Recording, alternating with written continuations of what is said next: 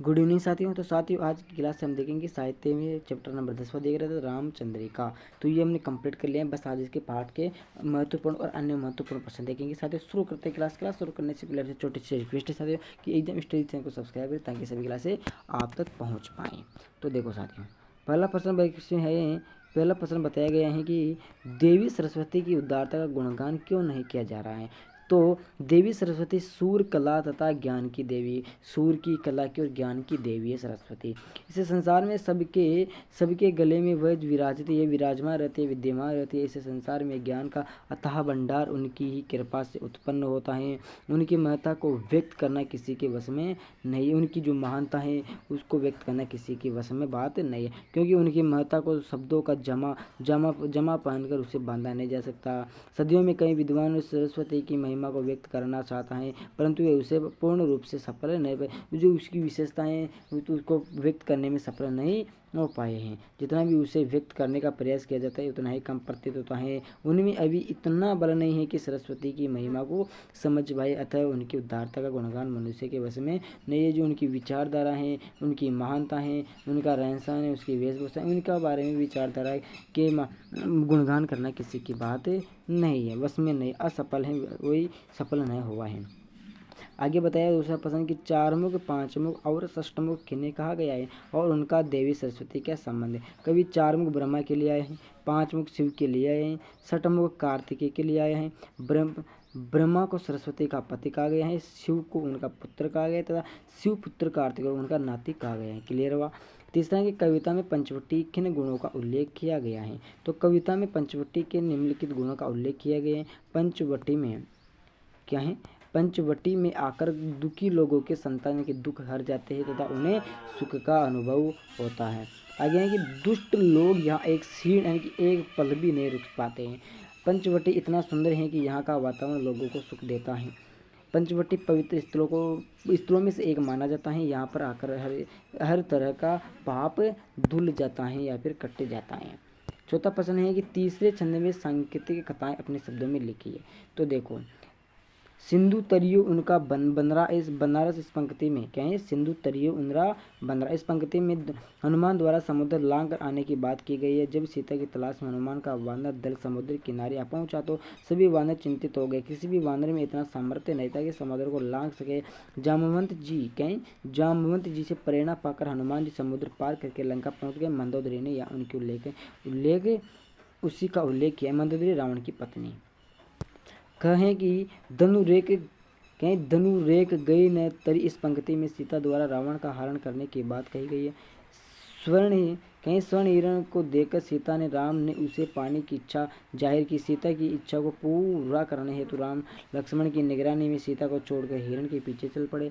कुटी में सीता और लक्ष्मण को राम को दुखी पर स्वर सुनाई दिया।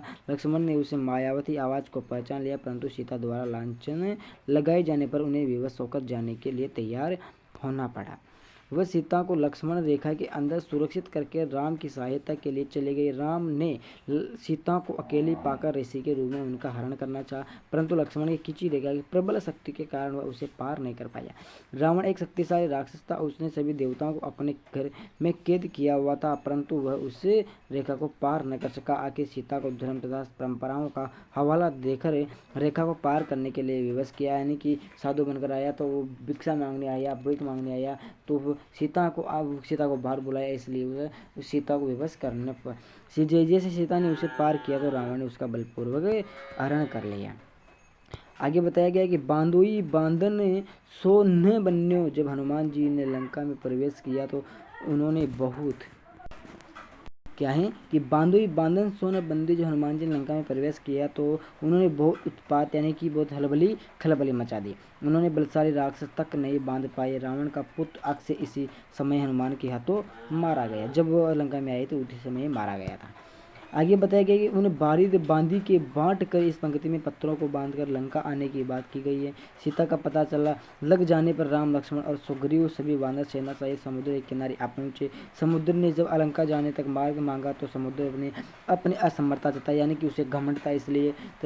तब समुद्र द्वारा बताए गए उपाय से नल तथा नील ने समुद्र के ऊपर 100 योजन लंबा सेतु का निर्माण किया। रावण ने सोचा था कि कोई भी उसकी लंका तक नहीं पहुंच पाएगा, परंतु राम तथा उनकी सेना इस असंभव कार्य को संभव कर दिखाया। मंदोदरी इसी बात का उल्लेख करती है।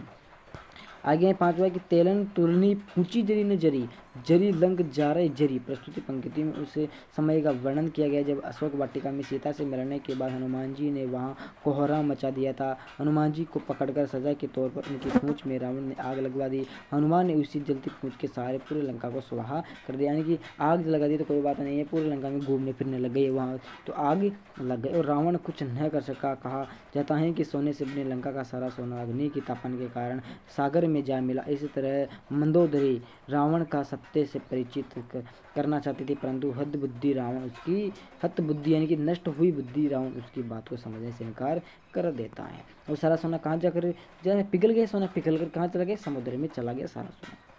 पांचवा प्रश्न आता है कि निम्नलिखित पंक्तियों का काव्य सौंदर्य स्पष्ट कीजिए कि पति बने चारमुख, पुत्र बने पंचमुख, नाती बने षष्ठमुख, तत्वी नहीं।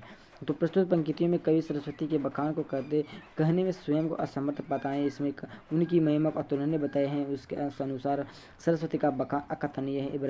ब्रज भाषा का बहुत सुंदर प्रयोग है। नए पुनरुक्ति प्रकाश अलंकार की छटा दिखाई देती है। कवि ने इसमें अतिशयोक्ति अलंकार का प्रयोग किया है। तत्सम शब्दों पांचमुख, षष्ठमुख तथा यद्यपि हाथी का प्रयोग किया है। आगे है कि चहु ओरनी नाचती, मुक्ति नटी गुण दुर्जटी वन पंचवटी। प्रस्तुत पंक्ति में पंचवटी स्थान की सुंदरता का वर्णन किया गया है। कवि ने लोक सीमा से परे जाकर इसकी सुंदरता का वर्णन किया है। उसने पंचवटी की शोभा की तुलना शिव के समान की है। ब्रज का बहुत ही सुंदर प्रयोग किया है। भाग्य में ज्ञेयता का गुण विद्यमान। टी शब्द का प्रयोग काव्यांश में बहुत सुंदर चमत्कार उत्पन्न कर रहा है। मुक्ति नटी रूपक अलंकार का बहुत बड़ा अच्छा उदाहरण है। जटी शब्द का 2 बार प्रयोग हुआ है, परंतु दोनों बार इसके अलग अर्थ निकलते अतः यमक अलंकार होता है। वह शब्द जिसका एक अर्थ निकले उसे और एक समान हो और एक अर्थ निकले उसे क्या लिखते हैं, उसे कहते हैं साथियों उत्पन्न कर रहा हो काव्यांश में तो अच्छा अलंकार रूपक अलंकार होता है। इस प्रकार से कुछ आपको अलंकार पढ़ाऊंगा जब बताऊँ वह सब चीज़ें में। क्लियर, ये भी छोटी छोटी बात बता रहा हूँ। सिंधु तर क्या है, सिंधु तर जो उनको बनरा तुम पे धनुर्रेख गए न तरी।